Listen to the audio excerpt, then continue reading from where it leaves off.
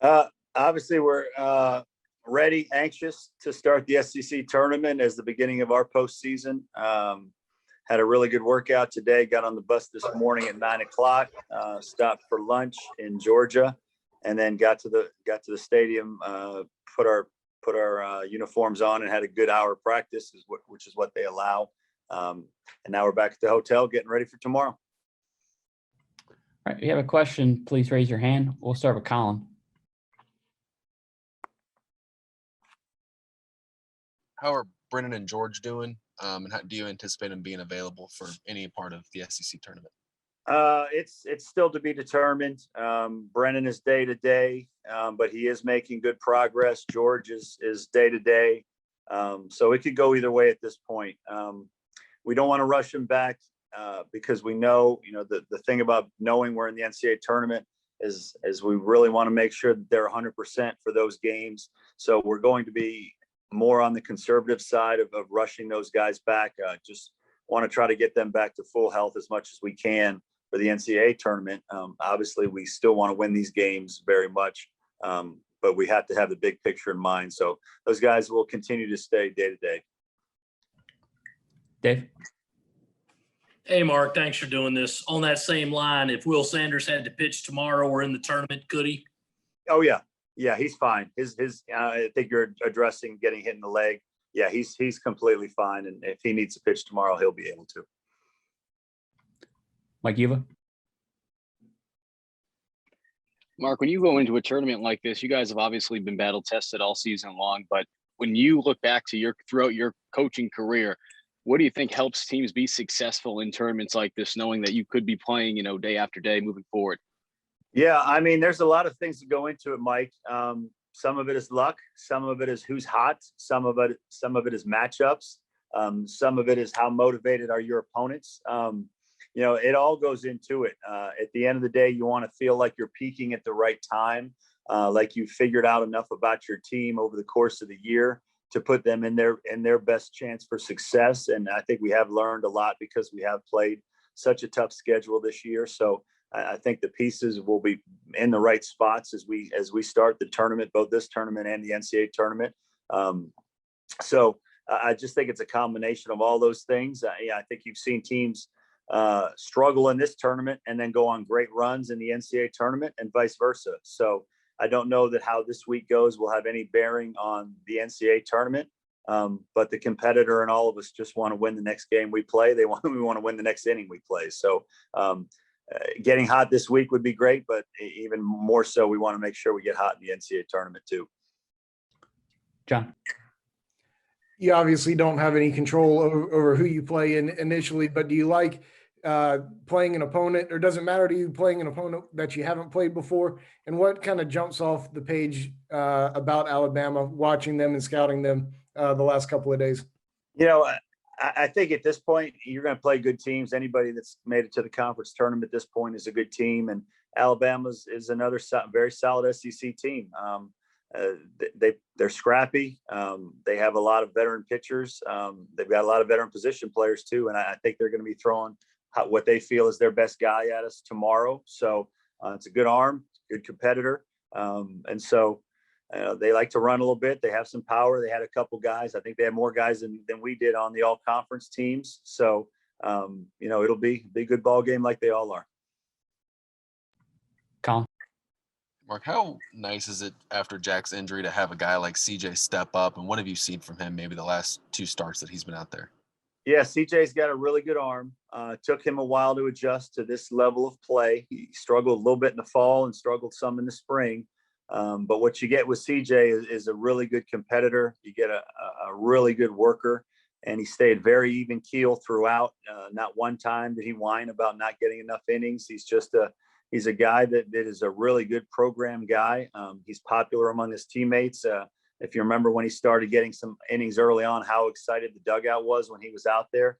And what he's shown us lately in the last few starts is that he's gotten a lot better, and it's always been a power arm, but he started to throw more strikes. And that's the key for him, is throwing strikes, because his stuff is hard to hit. It's hard to square up. All you have to do is look at his opponent's batting average to see that. So the key with him is just continue to maintain composure, continue to get more comfortable like he has, and trust your stuff, because his stuff is very good.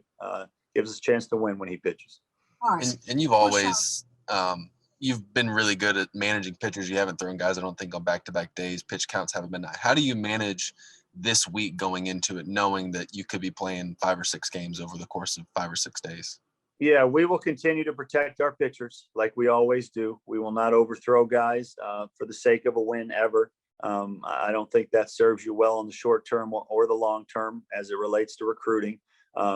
As you said, rarely do our guys ever go over 100 pitches.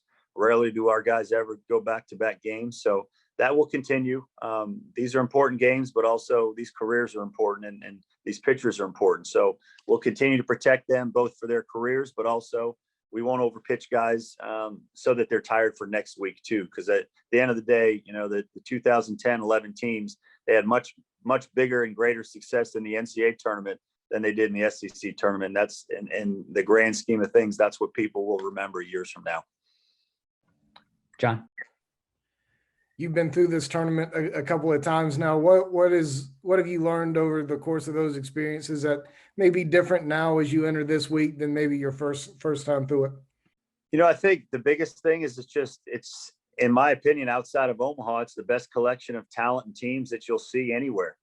You've got all these SEC teams in one place, piggybacking games, all day. We worked out today, and Ole Miss was getting ready to come on the field. It's such a great environment. A lot of these teams are at the same hotel here at the Galleria. It's on national TV. It's all the attention. It feels like when we pulled up to the park today, it felt like an Omaha type environment, because you have so many future major leaguers. You have so many great teams, and it's just the highest level of college baseball, and it's all in one place. So, I think it could be argued that there may be more talent here this week than there will be in Omaha, because you have 8 teams in Omaha. You have many more teams than that. And some of the best teams in America are playing together this weekend. So to me, it's it's a combination of great baseball, great environment. Hoover missed last year, so I would expect the crowds to be pretty good, having had an off year because of COVID. So all I've learned is just what you thought from the outside, is that it's a really special thing to be a part of.